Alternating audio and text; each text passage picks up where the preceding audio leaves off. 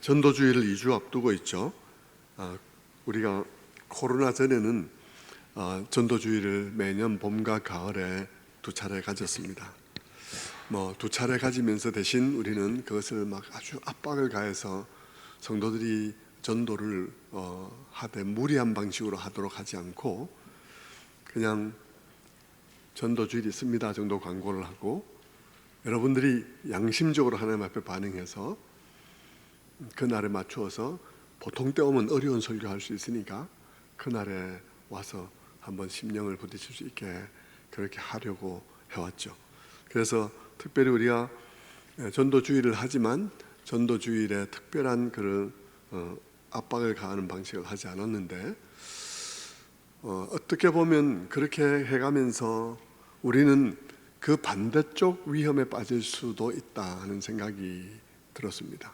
그렇게 압박을 가하지 않은 이유는 이 총동원 전도주일의 한국교회를 망치는 주범이라는 분석이 나오고 또 그런 면이 있어서 너무 무리하게 막 그렇게 하는 것이 기독교를 세상에서 값싸게 보일 수 있는 그런 요인이 되었다 하는 그런 반성도 있고, 그래서 우리 교회는 쭉 그렇게 해왔지만 또 그렇게 하지 않는 것은 또 다른 면에서 우리에게 또 위험이 되는 것이죠.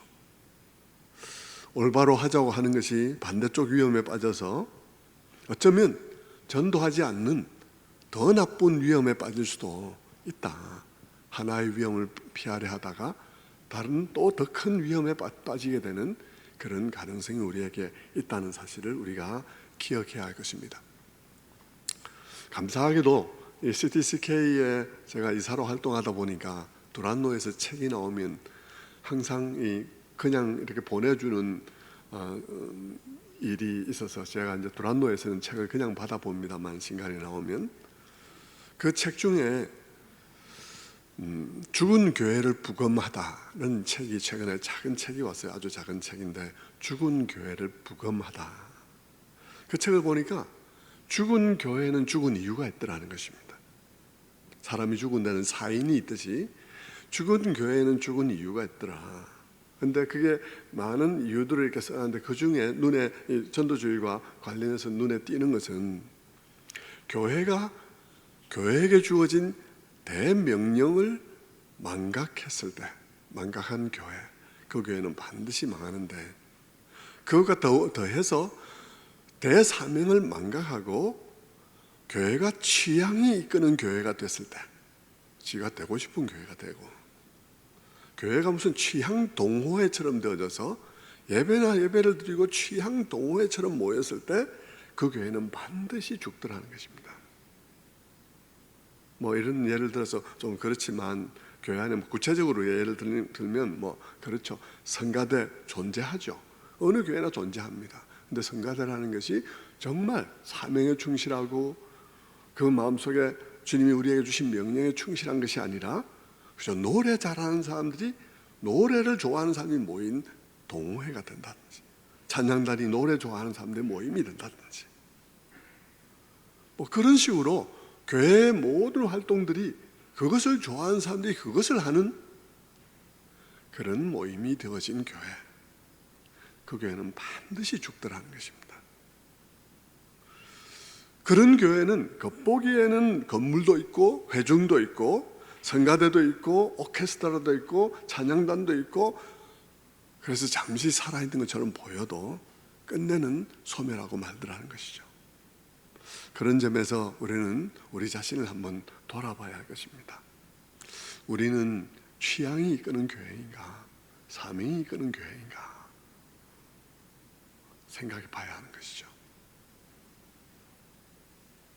전도주의를 앞두고 우리는 사도 바울을 통해서 우리의 마음의 지배적인 생각이 무엇이어야 하는지를 한번 나누어 보려고 합니다. 사실 교회의 주요 인물 중에서 사도 바울처럼 열심히 산 사람은 없을 거예요. 한때 말씀을 잘못 이해해서 교회를 핍박하는 일에 앞장섰지만 그러나 그는 회심한 이후에 그는 조금도 시간을 낭비하지 않고 그는 그의 전생애를 완전히 하나님께 바치는 그런 치열한 삶을 살았습니다. 바울이 주님을 만난 것은 AD 34년경 아마 그의 20대 후반 정도 되었을 것이라 생각해요. 참 옛날에는 어떻게 그렇게 성숙했는지 20대 후반이었다는 것이죠. 바울이 그 당시에. 그때 그는 주님을 만나고 그 이후 그는 안디옥 교회를 섬겼는데, 그러다가 40대쯤 초반쯤 되어서 선교사로 세움받고 그는 20년 동안 쉼 없이 세계를 돌아다녔습니다. 그리고는 1세기에 세워진 교회의 대부분은 바울에 의해서 세워졌죠. 여러분, 교회를 세우기가 얼마나 어렵습니까? 우리 동네에 교회를 세우기도 어려운데 세계 곳곳에 낯선 곳에 교회를 세우는 일은 얼마나 더 어렵겠습니까? 그런데도 그는 많은 교회를 세웠습니다. 유럽으로 성지순례를 가보면 바울의 열심에 고개가 숙여지죠. 이게 제가 한두 번 얘기한 것인데, 그래도 여러분 이 유럽의 성지순례 갔을 때 느끼는 느낌들은 자꾸 마음에 새길 필요가 있어요. 저도 이 이른 대목만 나오면 그 부분을 다시 생각하면서 제 마음에 감동을 받는데, 여러분 유럽으로 성지순례를 가보면 바울의 열심에 고개가 저절로 숙여지는 것입니다. 사실 전 바울의 그 선교 여행지를 돌아다니면서 오래전에 돌아다녔는데요, 저는 그때 제가 받은 느낌이 너무 강해서 그 느낌 하나만 남아있고 나머지 뭘 보았는지는 하나도 기억이 잘 안 납니다. 그냥 느낌만 제 마음속에 남아있고, 그 느낌은 한 가지, 너무 부끄럽다 하는 느낌이, 너무 부끄럽다. 그러면서 우리가 사도행전을 너무 쉽게 읽고 있구나 하는 생각을 하게 되었습니다. 저는 그때 느낀 느낌을, 감동을 세 가지라고 전에도 말씀드린 적이 있는데, 세 가지였어요. 세 가지 방향에서 감동을 받았는데, 첫째는 그가 누비고 다닌 거리가 엄청나다는 것입니다. 그가 누리고 다닌 그 거리가 엄청나요. 여러분 그 사도 바울의 그 전도 여행 지도를 보신 적이 있죠? 뭐 이렇게 1차 전도 여행, 또 2차 전도 여행, 3차 전도 여행, 이래서 이제 여러분 이 바울이 다닌 거리를 한번 보십시오. 어마어마한 거리를 다녔습니다. 사도행전에는 간략하게 단 한 줄도 안 되는 반줄 정도 되게 기록되어 있는데, 그 거리가 다 가서 보니까 장난이 아니더라는 것이죠. 바울이 배를 타고 안디옥에서 구브로로 갔다라고 간단하게 언급되어 있는데 그 거리가 300km더라는 것입니다. 오늘날 현대 동력선을 타고도 12시간을 가야 되는 그런 거리입니다. 성주순례 가면 실제로 여러분 오늘날의 그 여객선을 타고요, 큰 배를 타고 12시간 하룻밤 자면서 가거든요. 아침에 되면 도착해 있는 그런 엄청난 거리인데, 그때 배가 어떤 배인지, 범선인지 어떤 배인지 며칠 걸릴지 알 수 없는 거죠. 출발 날은 있는데 도착 날이 없어. 도착해야 도착하는 줄로 아는 그런 거리 아니겠습니까? 그런 거리를 몇 날 며칠 노을거리는 그런 바다 위에서 보내야 했으니까 얼마나 위험하고 힘든 일이겠습니까? 그리고는 거기서 잠시 머물고 다시 밤빌리아로 갔다 그랬는데 그 거리도 100km, 300km예요. 버가에서 비시디아 안디옥으로 갔다 그랬는데 그 거리가 200km. 안디옥에서 드로아로 갔다 했는데 그게 직선거리로 400km예요. 그런데 그 400km 사이에는 타우루스라는 거대한 산맥이 존재하고 있는 거죠. 바울은 이 산맥을 넘어서 가는 거죠. 산맥이 있으면 강도 있지 않겠습니까? 강도 얼마나 급하게 흐르겠습니까? 장난이 아니죠. 그 급류를 건너간다는 것은 너무 어려운 일인 것입니다. 온갖 위험을 감수해야 했습니다. 여러분, 바울이 다닌 거리는 그렇게 먼 거리였어요. 그가 이동한 도시간의 거리는 짧아도 100km예요. 짧아도 100km. 오늘날 우리가 버스를 타고 편안하게 앉아서 고속도로로 달려도 허리가 아플 지경이죠. 그런데다가 여러분, 바울이 다닌 그 바울이 다닌 그 길에 도시와 도시 사이에는 민가가 없는 거예요. 오늘날도 그리스 지역 같은 데 보면 민가가 중간에 없는데요. 그 당시는 얼마나 더 그렇겠습니까? 오늘날도 그런데 도시와 도시 사이가 민가가 없는 거예요. 산으로 가로막혀 있고 민가가 없는 그런 평원을 걸어가야 했습니다. 그것을 보면서 저는 뭘 봤는지 생각은 안 나는데 너무 내가 사도행전을 쉽게 읽었다 하는 생각을 했습니다.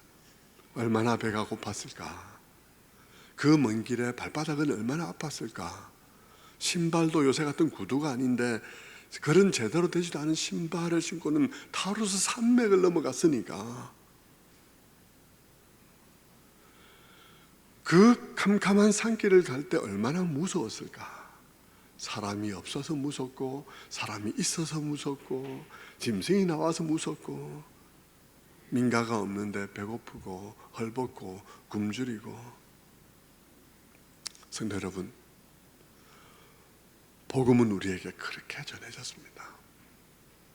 복음은 우리에게 그렇게 전해졌어요. 저는 그것을 생각하니까 그냥 가슴이 먹먹하게 다른 게 기억이 안 나더라고요. 이거 하나면 됐다, 내가 이거 느꼈으면 됐다 하는 생각밖에는 안 들더라고요.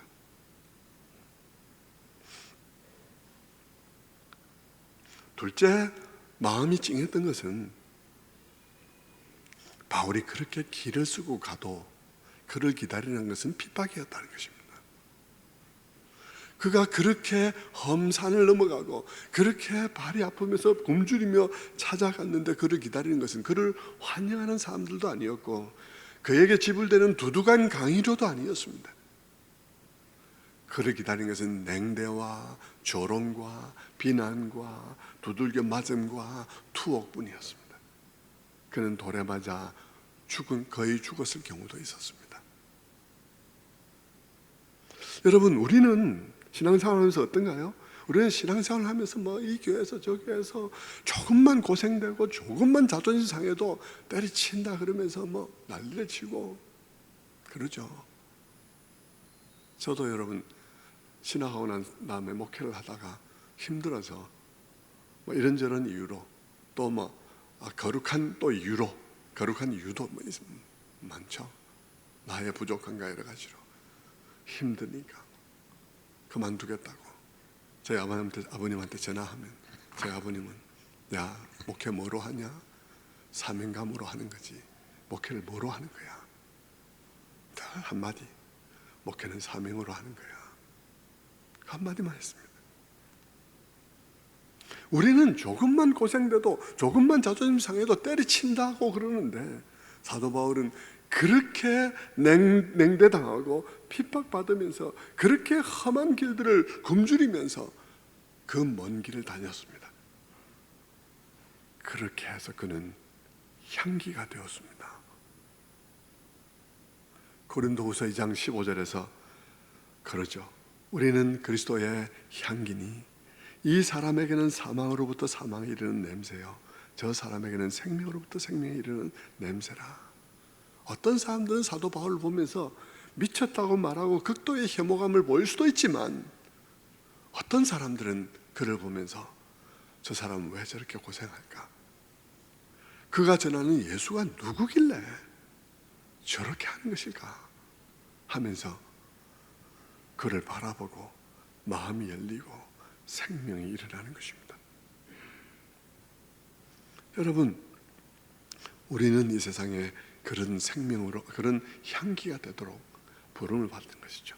치명적인 향기. 누군가를 우리를 보고 생명을 얻고 누군가는 우리를 보고 죽음에 이르는, 우리가 그렇게 하려 해서가 아니라 세상이 자기의 반응으로 그렇게 하게 되는 그 생각에 모티브를 주는 그런 향기로서 우리가 이 세상에 살아가도록 부름받고 있는 것입니다. 사도 바울은 그렇게 찾아감으로써 사람들이 사도 바울이 하는 말을 그냥 들을 수 없게, 왜냐하면 자기들 같으면은 보통 이유가 없어서는 그렇게 일이 없겠기 때문에 그의 말을 들을 수 있게 그는 그렇게 사역을 했던 것입니다. 세 번째 감동은 이렇게 외롭고 고통스러운 길을 가면서도 그는 자기가 고생한 이야기를 거의 안 한다는 것입니다. 자기가 고생한 이야기를 거의 안 해요. 우리는 어떻습니까? 우리는 조금만 고생했다 싶으면 그 이야기 하느라고 막 젊은 애들이 기가 따갑죠. 막 어른들이 막 옛날에 굶었던 얘기를 자꾸 해삼는 바람에 군대 갔다 온 사람들 군대 얘기 막. 우리는 우리 고생한 얘기 하느라고 정작 중요한 얘기 다 빼먹고 시간 다 보내죠. 게다가 여러분, 우리는 우리가 고생한 이야기가 시간이 지나면서 잊혀지는 게 아니에요. 막 시간이 지나면서 자라는 거예요, 그냥.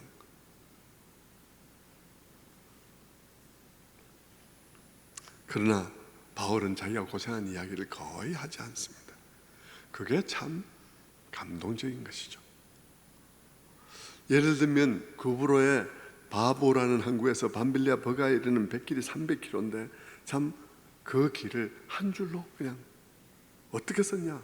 사도행전 13장 13절에 바보에서 배를 타고 밤빌리아의 버가에 이르니 끝이에요. 바보에서 배를 타고 밤빌리아 버가에 이르니 끝. 그게 300km예요.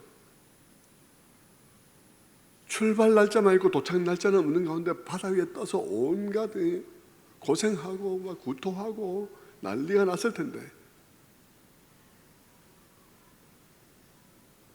바보에서 배를 타고 밤빌리아에 이르니 그게 끝입니다. 여러분, 너무 감동적이지 않습니까? 바울은 경우에 따라 자기의 고생한 얘기를 해야만 했던 때들이 있어요. 그럼 안 하면 안 되는 때가 있어서 그때는 이야기를 하는데요, 그것을 막 벌려서 장황하게 얘기하지 않고 딱 압축해서 얘기를 합니다. 고린도후서 11장 23절에 그러죠. 내가 수고를 넘치도록 하고 옥에 갇히기도 더 많이 하고 매도 수없이 맞고 여러 번 죽을 뻔하였으니 유대인들에게 40에 하나 감한매를 5번 맞았고 3번 태장을 맞고 1번 돌로 맞고 3번 파선하고 일주야를 깊은 바다에서 지냈으며 여러 번 여행하면서 강의 위험과 강도의 위험과 동족의 위험과 이방인의 위험과 신의 위험과 광야의 위험과 바다의 위험과 거짓 행제 중의 위험을 당하고 또 수고하며 애쓰며 여러 번 자지 못하고 줄이며 목마르고 여러 번 굶주리고 춥고 헐벗었노라. 여러분, 막 그가 그냥 나열하고 있는 이 하나하나가요, 사실은 그 하나에 수많은 스토리가 들어있고 그 하나하나가 엄청난 얘기가 될 이야기들을 그냥 그렇게 얘기하고 끝입니다.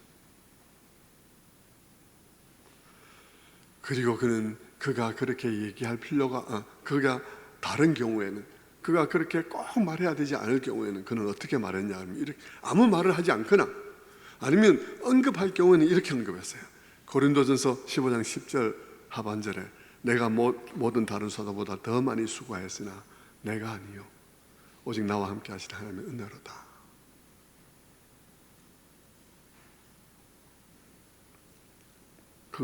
그것이 그가 한 모든 거예요.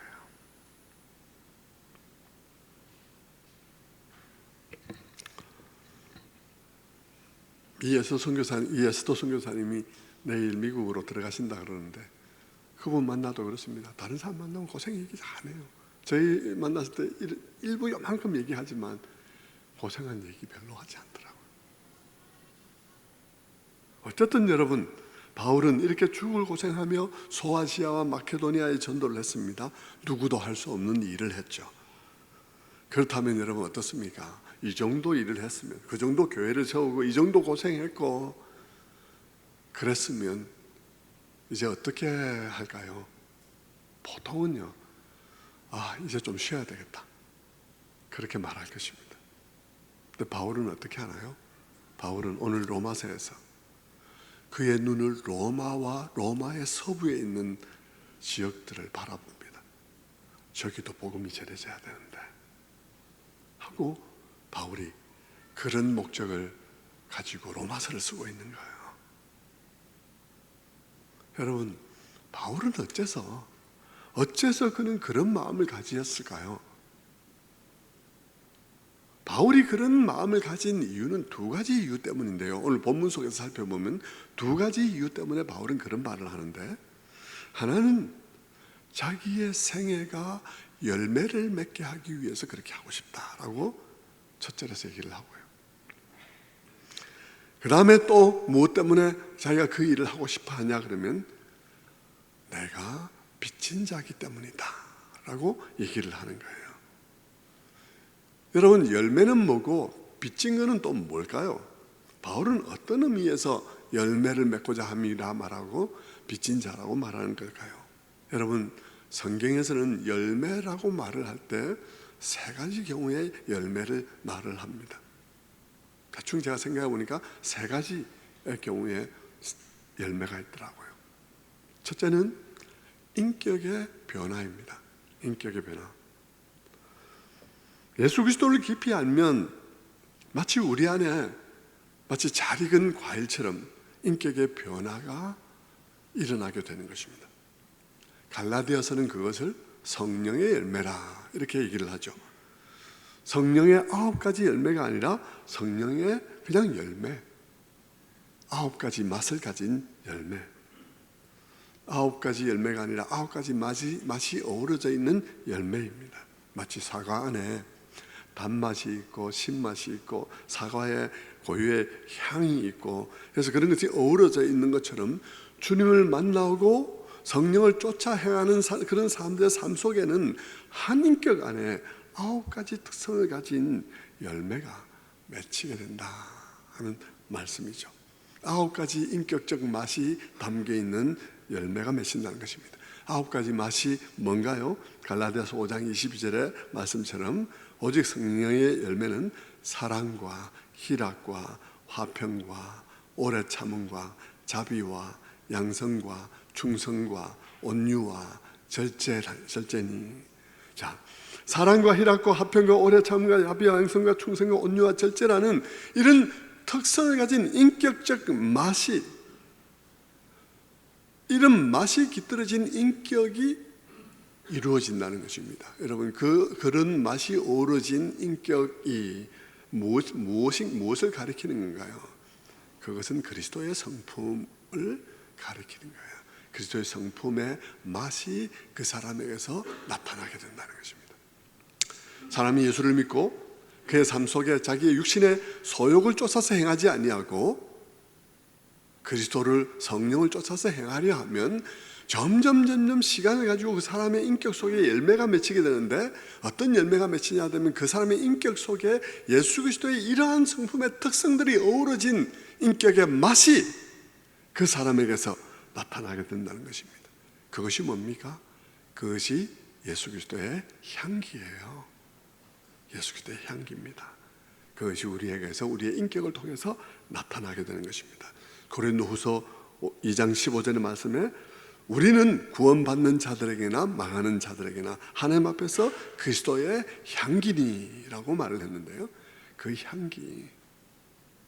향기라는 것이죠.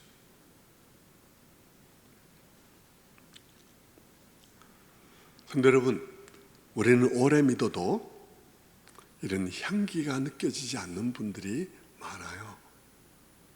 오래 믿어도 그 사람 생긴 그대로 살아간 사람 너무 많아요. 10년, 20년 믿었는데 인격이 변하지 않는 거예요. 마음속에 바위가 깨뜨려지지가 않아요. 하나님 나라의 말씀이 그 안에 뿌리를 내리지 못해요.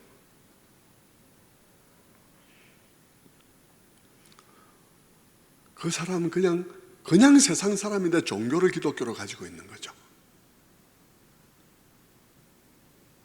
사역을 해도 마찬가지입니다. 사역을 해도 교회 관련해서 사역하는 사역을 일로 삼고 있는 사역자들도 많습니다.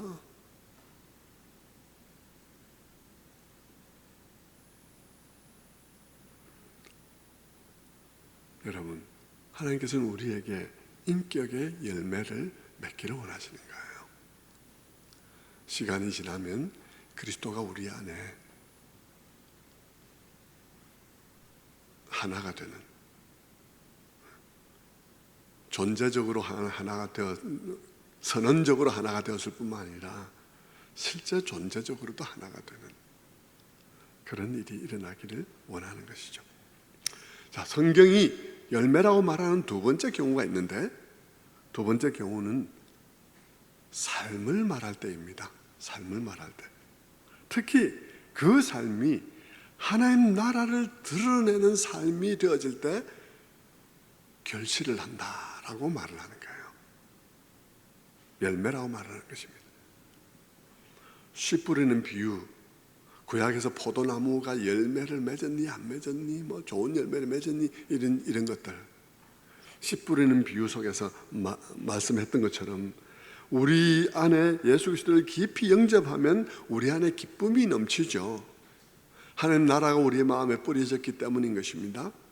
그런데 우리 안에 심겨진 그 하나님 나라가 우리 안에만 머물지 않고 우리 안에서 뿌리를 내리지 못하고 그냥 죽거나 세상 재리나 염려에 눌려서 결국 열매를 맺지 못하고 나 하나 잠시 기뻐하다가 괴로워하다가 그로 끝나지 않고 내가 그 말씀을 붙들고 인내하고 나아감으로써 나를 넘어 내 안에 뿌려진 하나님 나라가 그 나라의 기쁨이 내 주변에서 30배, 60배, 100배로 이렇게 확장되는 것을 경험할 때 성경은 열매를 맺었다고 말을 하는 것입니다.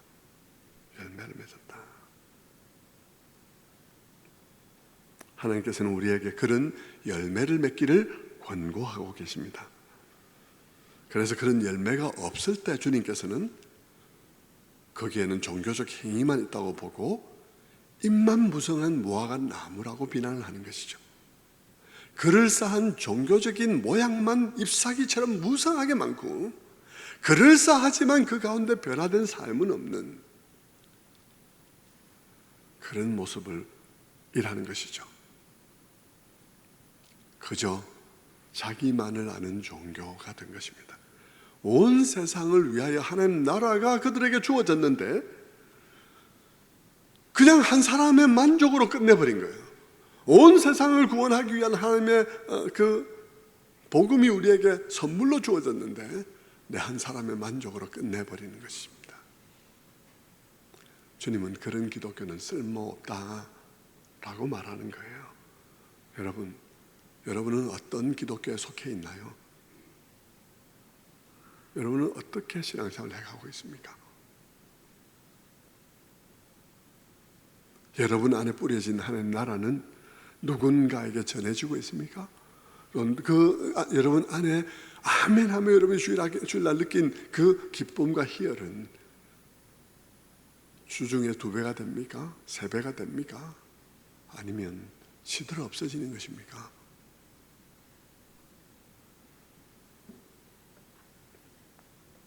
성경이 열매를 말하는 세 번째, 성경이 열매를 말할 때 세 번째 경우는 뭐냐 그러면요, 사역의 열매입니다. 사역의 열매. 오늘 바울이 로마서 1장에서 말하고 있는 바는 그것이죠.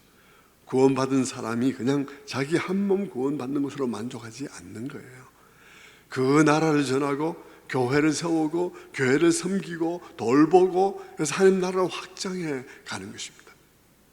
전도도 하고 선교지에 교회도 세우고요.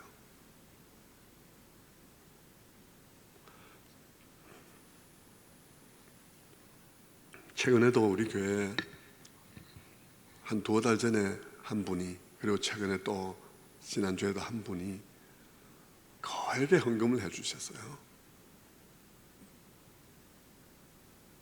그래서 참 보면 그분 자신이 뭐 편한 삶 살아온 것도 아니고 어려운 삶들 살아왔는데 그랬더라고요. 그래서 한 분은 우리 이 마이크 스피커하고 앞으로 다음 주에 있을 강단 공사하고 밑에 새로운 공간 마련하고 하는데 그 자금이 쓰였습니다. 한 분은 교회를 해외에 세우고 앞으로 이 강단이 또 정돈되고 나면 이 앞에 멋있는 강대상이 들어서게 될 텐데 그런 곳에 교회를 세우는 데 쓰일 거예요. 여러분, 사역에 저는 지금 헌금하라는 얘기를 한 게 아니고요.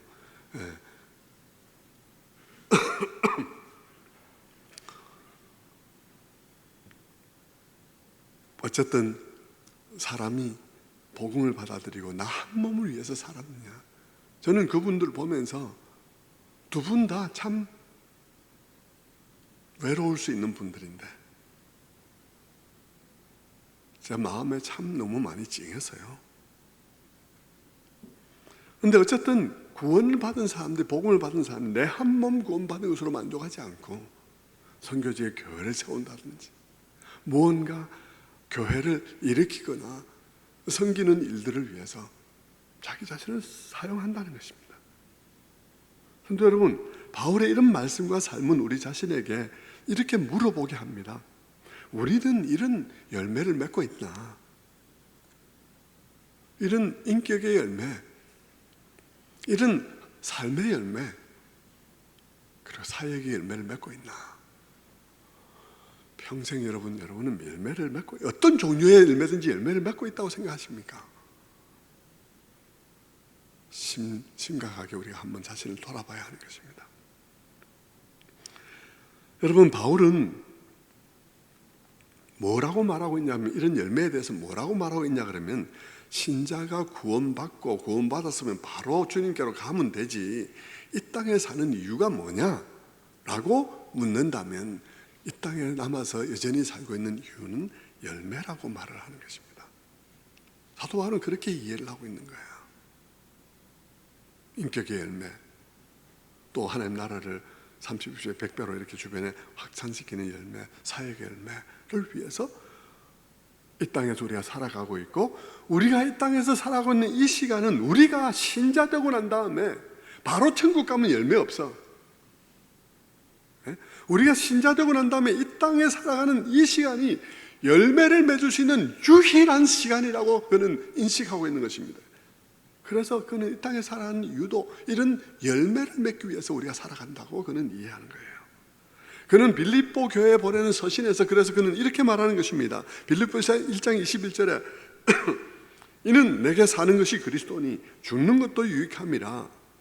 그러나 만일 육신으로 사는 이것이 내 일의 열매일진데 무엇을 택해야 하는지 나는 알지 못하겠노라. 내게 사는 것이 그리스도니 죽는 것도 유익하다. 근데 만일 육신으로 사는 이것이 내 일의 열매일진데 무엇을 택해야 할지 모르겠다. 사도 바울은 지금 로마의 감옥에 갇혀서 언제 죽을지 모르는 상황에 있습니다. 그런 가운데서 그는 이렇게 말하는 거예요. 내게 산다는 것은 그리스도를 사는 것이다. 내게 사는 것은 그리스도니, 그 말은 내게는 산다는 것은 그리스도를 사는 것이다. 그리고 그분 때문에 사는 것이다. 그분을 위해서 사는 것이다. 내가 그분을 살고 그분을 위해서 살고 그분 때문에 사는 것이라면 내가 죽는다 한들 내가 그분 때문에 살고 그분 때문에 위해서 살고 그분을 사는 것이라면 죽어서 그분하고 같이 있다면 더 좋은 거지. 내게 사는 모든 것이 그리스도인데 내가 그분과 함께 있다면 더 좋은 거지. 그런데 내가 이 땅에 살아가는 이유는 열매 맺는 유일한 기간이 이것이기 때문이다 라고 그는 말하고 있는 거예요. 성도 여러분, 이해되십니까? 저는 여러분에게도 이 삶이 그렇게 받아들이시기를 바랍니다. 바울은 자신이 열매를 맺는 것이 이 땅에서 사는 날 동안만 가능하기 때문에 그는 사는 날 동안 최선을 다했습니다.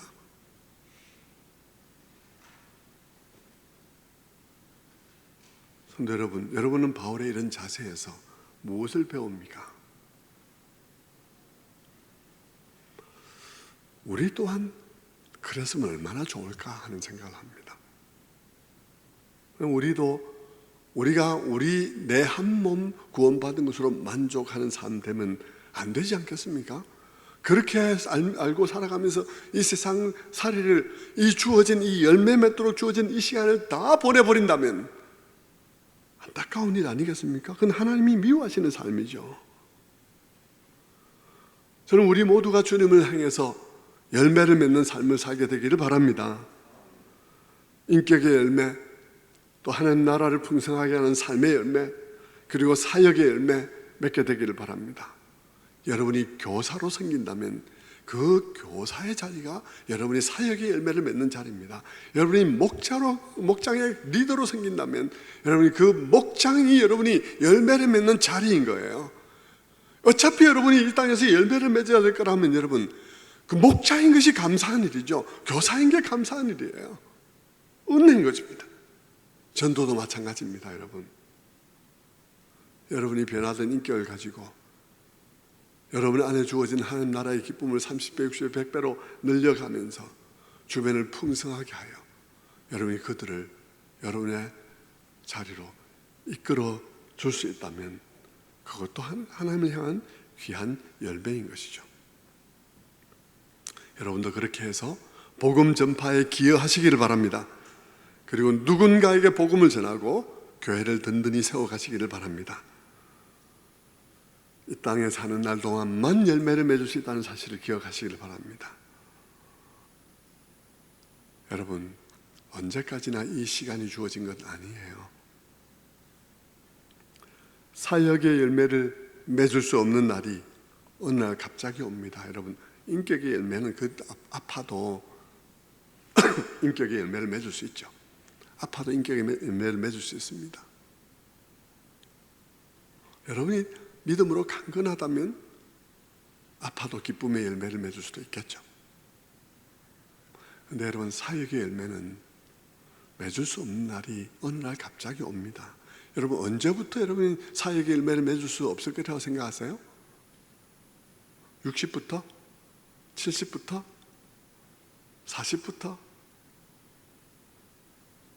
그런 거 없습니다. 여러분, 어느 날 통증이 느껴지기 시작한 날부터, 그 다음 날부터 하기 어려울 수도 있습니다. 여러분, 우리는 멀쩡하니까 언제까지나 멀쩡할 줄 알죠.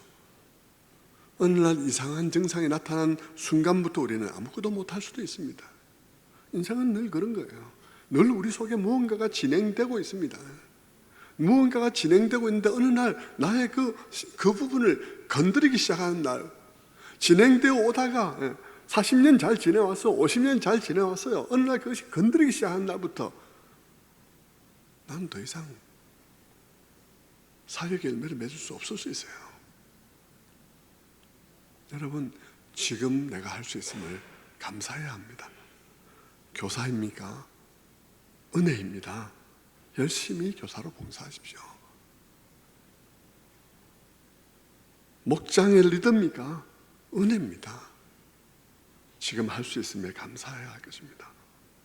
열매를 맺을 수 없는 날이 올 수가 있는 것입니다. 바울이 이렇게도 그래서 첫 번째는 그가 열매를 위해서 헌신을 했다. 그가 왜 그렇게 많은 것을 이루고도 그는 끝까지 그렇게 또 열심히 일을 했나? 첫째는 그에게 열매 맺을 시간이 이 시간밖에 없기 때문인 거예요. 두 번째 이유가 또 있었습니다. 두 번째 이유는 뭐죠? 빚진 자이기 때문이었습니다. 그는 자기가 빚진 자라고 생각했기 때문이에요. 구원을 받은 후 바울이 깨달은 것은 자신이 빚진 자라는 거예요. 누구에게 무슨 빚을 졌다는 것입니까?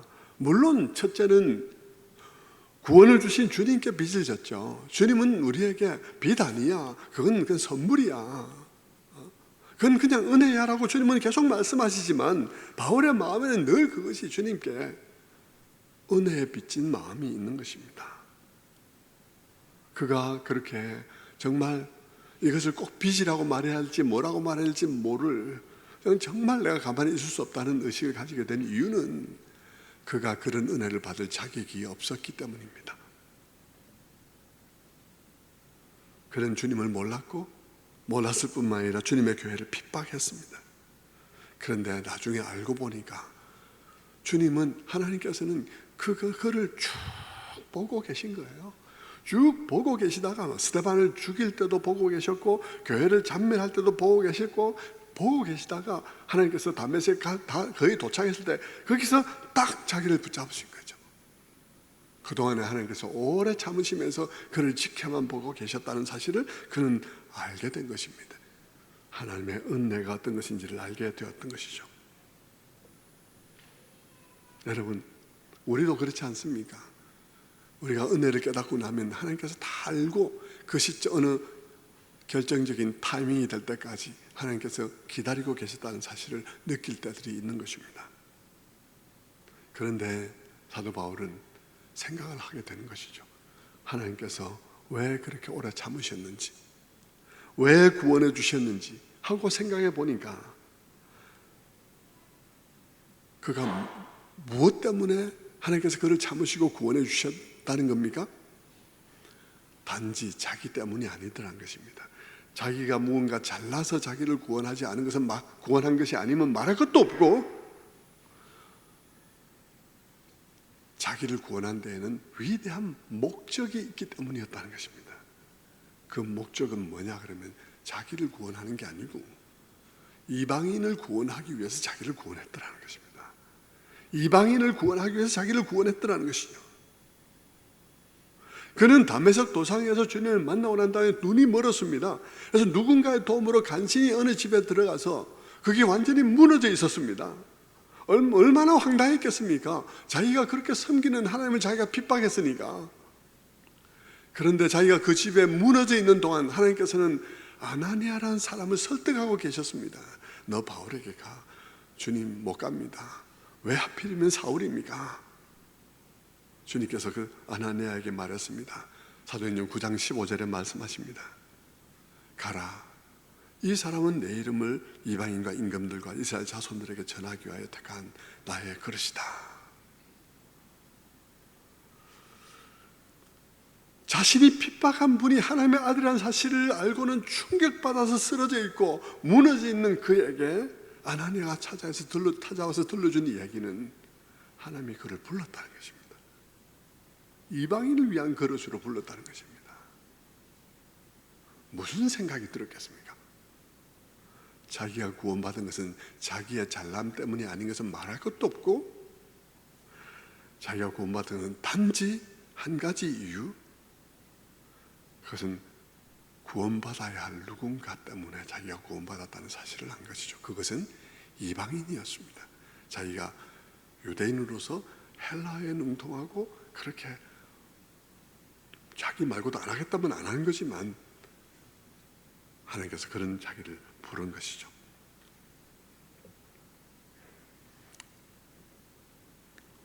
그는 누군가에게 복음의 메시지를 전하기 위해서 자기가 부름받은 것을 알았고, 그것을 위해서 하나님께서 자기 안에 메시지를 생성해 오신 것을, 메시지를 생성해 왔다는 사실을 아는 것입니다. 하나님께서 다 지켜보고 계시면서 기다리고 계신 거죠. 다 알고 계셨어요. 스데반을 죽일 때도, 교회를 잔멸할 때도 하나님께서 다 지켜보고 계시다가 결정적으로 다메섹 도상에서 그를 딱 체포하셨는데, 자기가 돌아보니까 그 모든 과정에 자기의 모든 실수와 극단적인 행동들이 다 하나님께서 자기 안에서 허용하심으로써 메시지를 형성하는 과정이었다는 사실을 알게 된 것이죠. 그리고는 그를 보내는 것입니다. 누구에게? 이방인에게. 뭐라고? 나 같은 사람도 구원받을 수 있다고. 나 같은 사람도 구원받을 수 있노라고.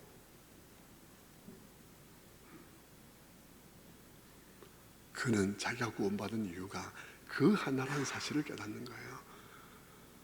내가 예수 그리스도를 전하게 하기 위해서 이방인들도 구원받아야 되기 때문에 그들의 구원을 위하여 내가 부름받은 거구나.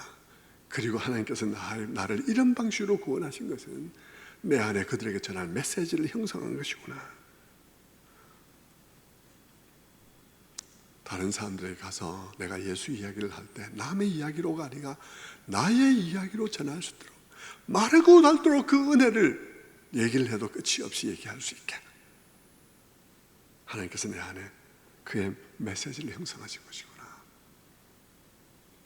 여러분, 바울은 하나님의 구원의 목적과 계획에 빚을 진 것입니다. 바울은 구약의 박사죠. 구약 성경을 잘 아는 사람입니다. 그런데 그는 다메섹 도상에서 예수 그리스도를 만났을 때 그가 기존의 구약을 이해했던 그의 모든 구약의 실학은 다 깨어졌습니다. 그리고는 그 조각들을 다시 맞추어서 하나님께서 놀라운 모자이크를 그의 마음속에 만들어 주셨습니다. 그는 거기서 보았을 것입니다. 세상 만민을 구원하려는 하나님의 계획을 보았고, 그 계획이 어제 오늘의 일이 아니라는 사실을 알았습니다. 그 계획은 창세전에 나타났고 아브라함, 조상 아브라함을 부를 때도 명확하게 언급되어 있었으며 너로 인하여 천하 만민이 복을 받으리라는 말씀이 명확하게 언급되어 있었다는 사실을 그는 보았을 것입니다. 그리고 하나님께서 그것을 위해서 아브라함의 모든 허물을 참으시고 야곱의 허물을 참으시고 이스라엘의 허물을 참으시고 그러면서 다윗도 부르시고 사울도 부르시고 불렀다는 사실을 알게 된 거죠. 그는 하나님의 그 오랜 계획, 창세전부터 계획하신 그 놀라운 계획, 그 계획의 연장선상에서 자기가 부름을 받았다는 사실을 안 것입니다. 그는 하나의 릴레이 주자로서 바톤을 받아서는 다음 주자에게 넘겨줘야 할 사람이라는 사실을 알았습니다. 복음을 내가 받고 바톤을 넘겨받고는 내가 구원받은 건 끝이 아니고 내가 이 바톤을 넘겨줘야 될 사람이라는 사실을 알았습니다.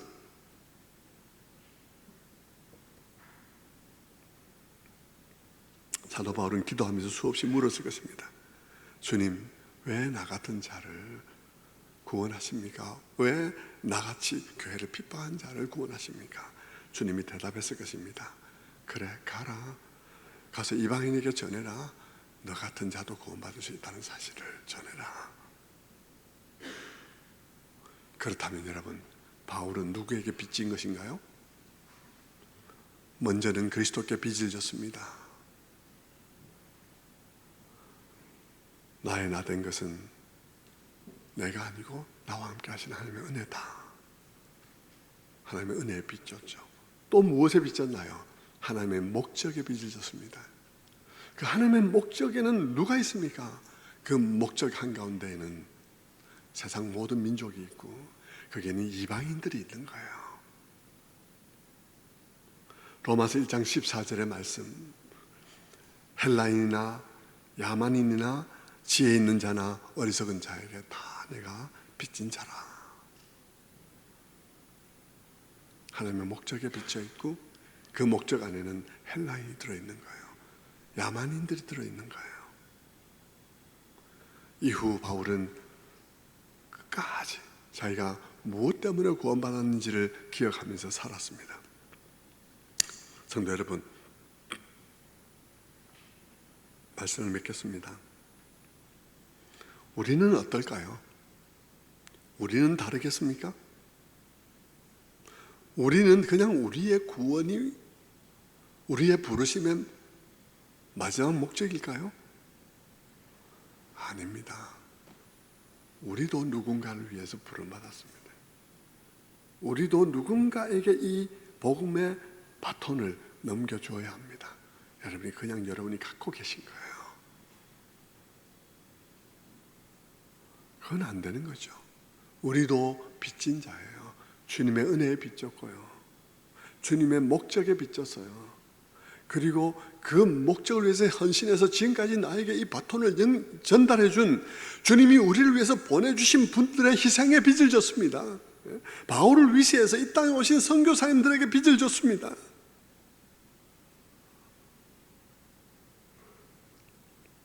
그리고 내 주변에 아직 예수를 믿지 않고 있는 사람들에게 빚을 지고 있습니다.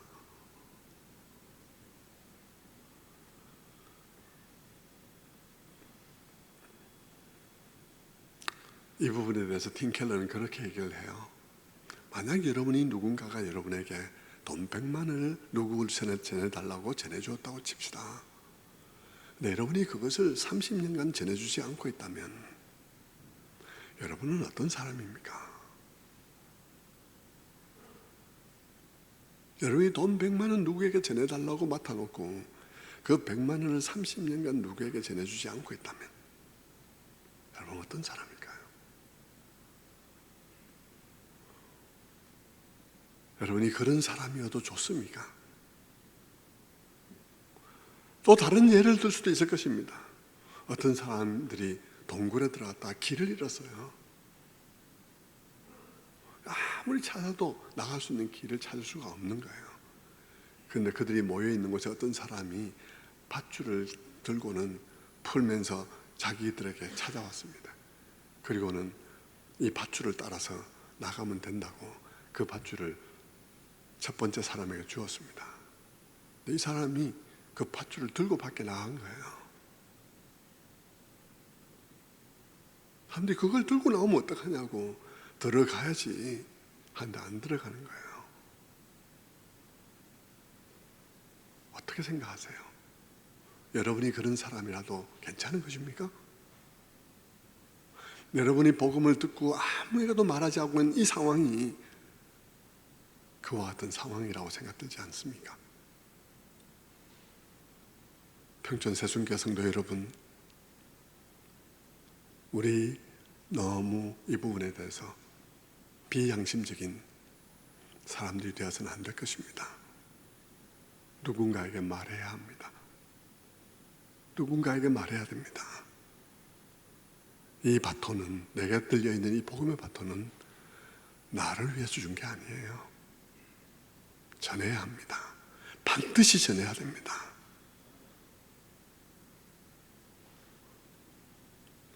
우리가 한국교회가 그렇듯이 막 압박을 놓고 막 온갖 걸 걸고 막 안 해요. 안 할 거. 그렇게는 제 끝날 때까지도 안 할 거예요. 그러나 여러분, 반대쪽 위험에 빠지지 마십시오.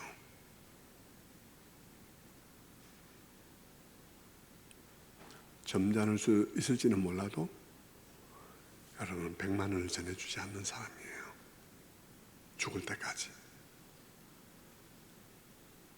여러분은 밧줄을 들고 나가버리는 사람이에요.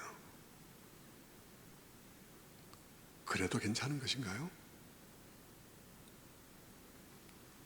전도주의를 앞두고 여러분, 전도주의를 우리가 두고 하는 것은 우리는 다 매일 해야 되는 것이지만 두 번을 우리가 연중에 2번 하는 이유는 이번에 그 사람이 일이 생겨서 못 나올 수 있잖아요. 그럼 다음 기회에 있으니까, 다음 기회 안 되면 또 그 다음 기회에 있으니까 계속 하자는 얘기이고요. 전도주의를 하는 이유는 우리가 타락한 존재이기 때문에 이렇게 어떤 계기를 마련하지 않으면 우리는 한없이 게을러지기 때문입니다.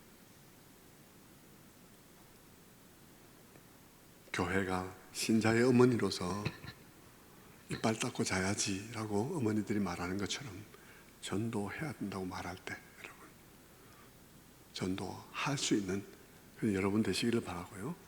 그 초점을 이번 전도주일에 한번 맞추어서 한번 여러분이 용기를 내고, 오고 안 오고는 여러분의 책임이 아니에요. 전하지 않은 것은 여러분의 책임입니다. 그 사명을 다 감당하시는 여러분들 다 되시기를 주님의 이름으로 축원합니다. 기도하겠습니다. 자비로우신 아버지 하나님 감사합니다.